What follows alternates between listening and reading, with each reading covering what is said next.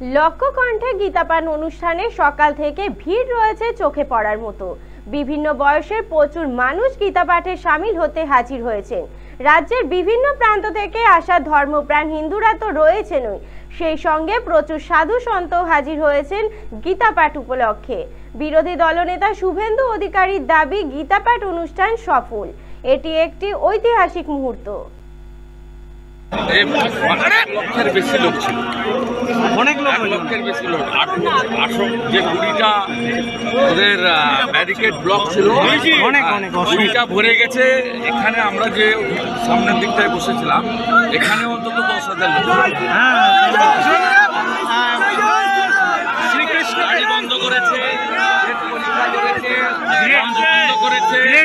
Police লাগেনি, কর্পোরেশনের কাউকে লাগেনি, ভাড়া করতে হয়নি, শৃঙ্খল ভাবে হয়েছে, জাগরণ হয়েছে, সুশৃঙ্খল। প্রণাম, কারো সাহায্য লাগে, সুশৃঙ্খল ভাবে হয়েছে।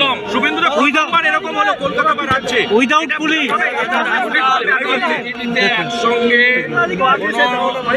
ধর্মগ্রন্থ পাঠ লক্ষ মানুষের কণ্ঠে ডিসিপ্লিন হইতে প্রায় 10টা থেকে শুরু হয়েছিল, এখন 3 ঘন্টা অতিবাহিত।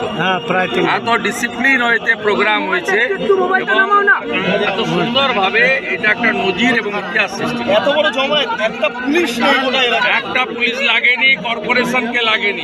এটাই হলো হিন্দুদের তাকত।